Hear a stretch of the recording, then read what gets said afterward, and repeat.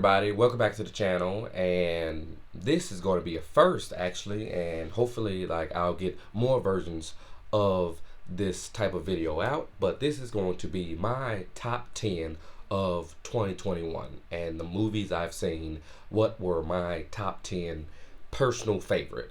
And I'm saying personal favorite because it might not be the most critically acclaimed or box office. It just, which of the movies that I love the most and I remember the most throughout this year of 2021, because this was actually a really great year for movies, and I probably can't even put them in order, so I'm gonna just probably list my top 10 and kind of talk about why I like them. Some movies I might have reviewed, some of them I might have, so it might be quick little notes of my thoughts about the movies, but overall this is my top 10 for 2021.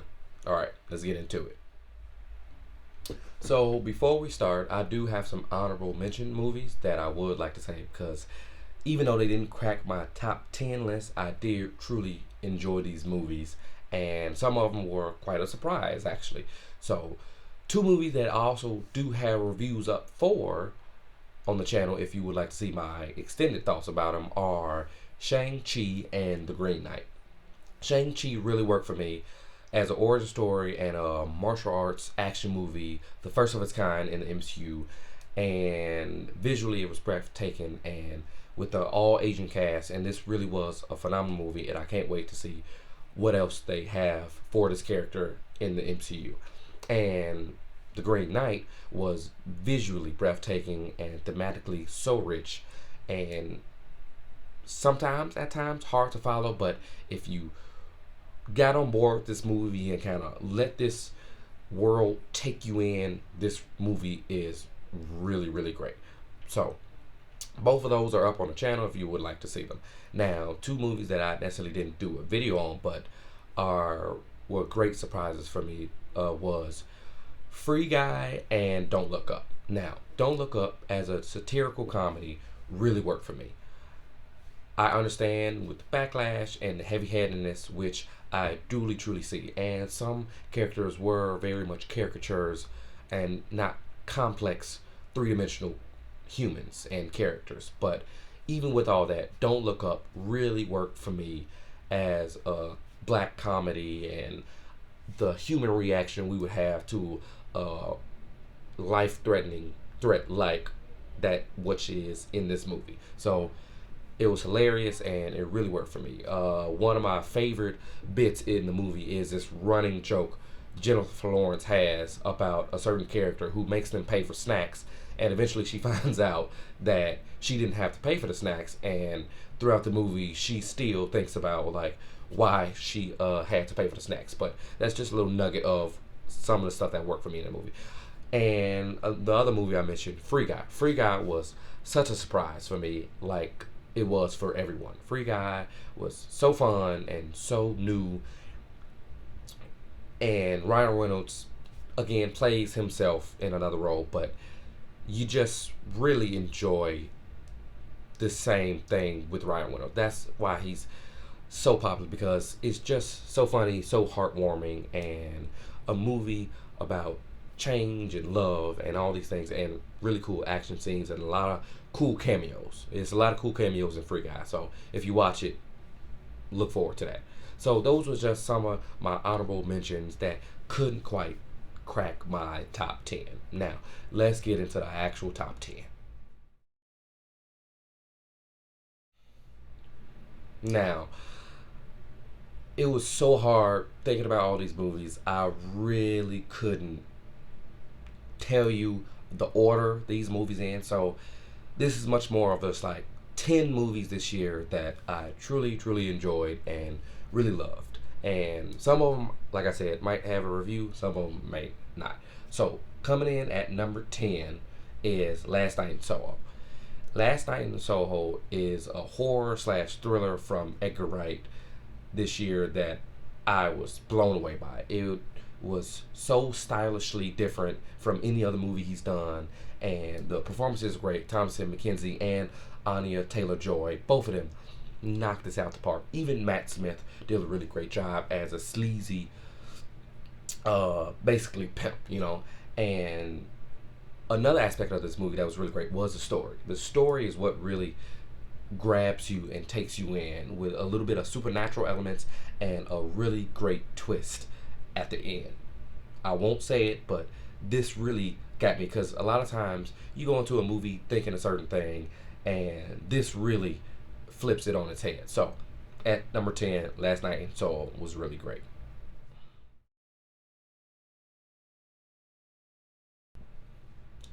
Coming in at number 9 is a small movie that I don't know if many people saw, but some of the reviews I watched definitely saw this, and I agree that Cop Shop was such a great surprise. It stars Gerard Butler, Frank Grillo, and newcomers who are going to be movie stars from this. Please forgive me, I forgot the actress's name, but the lead in this, she is phenomenal. She really is great in it. But this is a really fun, action-packed movie set in one location and stuff like that. It's in a precinct, a police precinct, and it's a guy who's running from these people who owe money, and one of the guys, Gerard Butler, gets in the prison, and shenanigans ensue from there. This is a really fun, small setting, personal movie that was really surprising for me. So, if you haven't seen Cop Shop, try to find Cop Shop. Coming in at number 8 is something that I usually don't really like, but a few connected to some of the musicals I do really like, surprisingly, is Tick Tick Boom. Now, I also love Rent, so that's why I sat down and watched this movie and gave this movie a chance. But Tick Tick Boom was absolutely phenomenal. The music in this was so catchy, was so great, and this is a story about John Larson, who is the creator of Rent, and a story about one of his plays, his one-man plays that he eventually got to do, and this is the story about how that play came to be. It's a little bit heady, it's a little bit of mental hula hoops you got to do, but once you figure out what the movie's about, and once you finally kind of get into it, this movie is phenomenal, and might I say, phenomenal Oscar-nominated, maybe even Oscar-winning performance from Andrew Garfield. Andrew Garfield has been having an amazing year this year, and this is just another one of his performances that was phenomenal. So this movie is great. It's on Netflix, and it is a really fun musical that also plays on the heartstrings, because unfortunately the real life John Larson unfortunately died and didn't get to see his play Rent go on stage. He died right before it got to go. So this is truly an emotional, very rich movie that is fun and you truly enjoy. Now, another movie that maybe not many people saw, and it was much more smaller movie in the middle of the year, was Pig, starring Nicolas Cage. Now, this movie is a quiet, very thoughtful movie that is also very nihilistic, and is about a man, Nicolas Cage, who has a pig who hunts for truffles, and he's moved out into the middle of nowhere to live a very calm life. And throughout this movie, he has to go back to the city to eventually find his pig, and it kind of unwraps slowly about his former life and what he was involved in, and truly why he's now living out in the woods. And it's very nihilistic in its approach, and very not that many things in life have meaning, and really breaking down this man's thought process of why he is in the space that he is now. And it also has many other great small performances in it, and this was just like a really surprise movie that I really enjoyed, and it was a really great performance from Nicolas Cage. Coming in at number 6 is King Richard, which stars Will Smith. And might I say, if Andrew Garfield doesn't win the Oscar, then hands down, it should be Will Smith, because Will Smith is phenomenal as uh, Richard Williams, who is Venus and Serena Williams, the famous tennis players' dad. And this movie is truly about him and his drive to make his daughters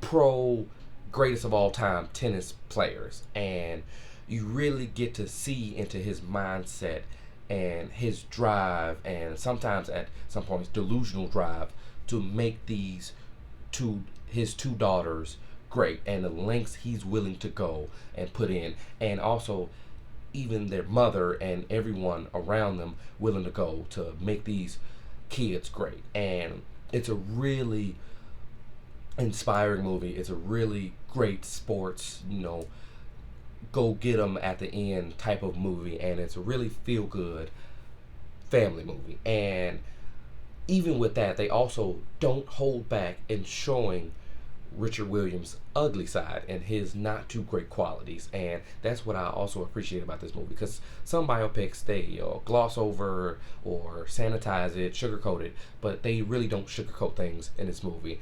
And they show how his process and his mindset has sometimes rubbed people the wrong way, even family of his the wrong way. So that was a really great biopic this year for me.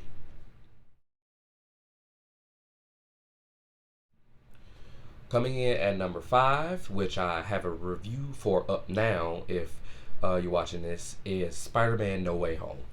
Like I said in my review, this movie had everything you want: action, heart, great performances, and nostalgia out the wazoo. This movie was phenomenal. Tom Holland was great in this, and all the actors they brought back, from Alfred Molina, especially William Dafoe, and truly has one of the best Spider-Man endings that I've seen in a while. This movie was great. If you want to see my further thoughts on it, I have a review up, but I've said all these things before. This was 10 out of 10 for me. 5 out of 5.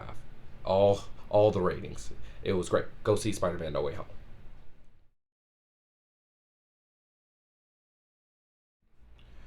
Coming in at number 4 is another movie that I've already reviewed, and that is Dune. Dune was a epic scale blockbuster that you always want, with the cinematography, with the scale, with the story, with the ensemble cast. This was a thematically rich movie that is very nuanced in its messaging and very much subtle in its approach about what religion and war and political sides and all these things are used in getting what you want. And from Timothy Chalamet to Jason Momoa, this is a phenomenal movie that I would highly recommend. And Denis Villeneuve is truly one of the best working directors, and my personal favorite director working right now. And I can't wait to see his future Dune movies and whatever other movie he's coming out with. Really great. And it's also on HBO Max, so you can go there and watch this movie.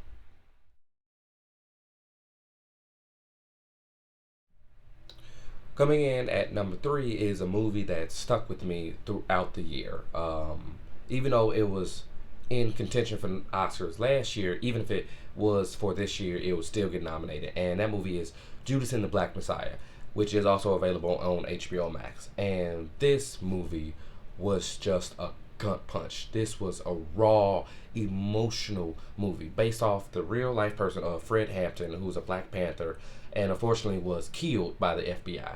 And this movie really encompasses, number one, how Fred helped the black community as a Black Panther and was helping the community, and also, unfortunately, a close personal friend of his who was in hot water with the FBI led to him eventually getting killed. And this is a raw, unflinching, no pulling punches movie about, unfortunately, the more gruesome side of American history. This is a must watch for anyone Like, I highly recommend this movie, and this is a movie that stuck with me for up until this point.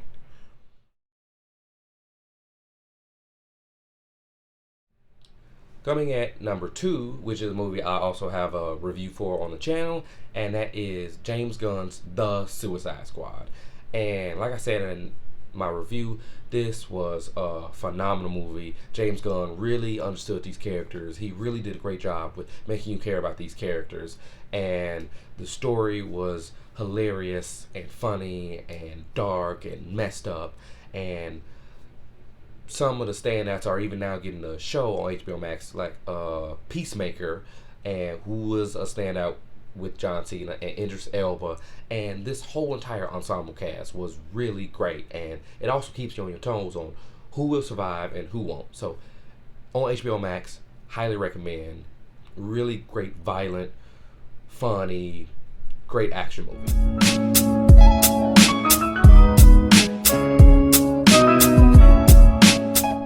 So, coming in at number one is a movie that is with characters that are near and dear to my heart, and what I really always want in a superhero film and comic book film, and that is Zack Snyder's Justice League. This is a movie that we all know about the controversy. We all know what it took for this movie to get here, but just talking about the movie in itself. This is a 4-hour movie that does not drag, does not feel the 4-hour length that is truly a DC comic book movie character epic. Really brings the Justice League together, and from Cyborg, who is truly the heart of this movie. Cyborg is a person who shows the goodness that heroes can be, also with Wonder Woman, and of course you have it where like the big heroes of Superman and Batman are in this, and you really get to see all these characters interact with each other and stuff like that, and form bonds, and eventually form the League within this movie. This movie is phenomenal, and even it's an upgrade on all of the villains with the addition of Darkseid, much more in this movie, and Steppenwolf. Steppenwolf gets a major upgrade in this, and everything from the action to the visuals is just more stunning. The cinematography, the directing, everything. And might I say, one of the greatest, coolest superhero scenes with the Flash reversing time and running back to save everyone is really phenomenal, and it's really got me excited for the Flash movie that is coming out. But yes, this movie stuck with me the entire year, and everyone might not like his vision, but his vision in this movie really comes through, and you really get a sense of like he really had an idea for what he wanted to do with this movie, and this his vision coming to fruition really was phenomenal. So that was my top 10 list of 2021, and hopefully I will be able to get out more top 10 lists, and top 10 lists about a multitude of genres, topics, and certain types of movies. So please like, subscribe, comment below, comment your top 10 movies of the year. What was your favorites of the year? Is there any movies that you seen that I might not have seen that you probably will be in your top 10? Whatever it is, comment below. And as always, I'll see you next time.